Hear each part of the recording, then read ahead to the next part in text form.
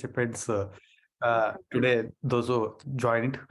I'm very happy and very grateful to all of you for your active participation and involvement in an MRD conference.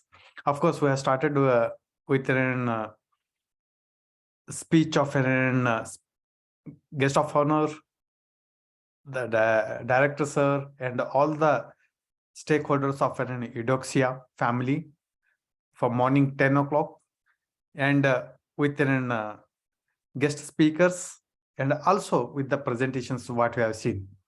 What I have seen from 10 to now, it is almost 7:30, that it was an rocking session, and also in having in different varieties of subjects or in domains of knowledge, which has given a holistic view of life also, and also the knowledge.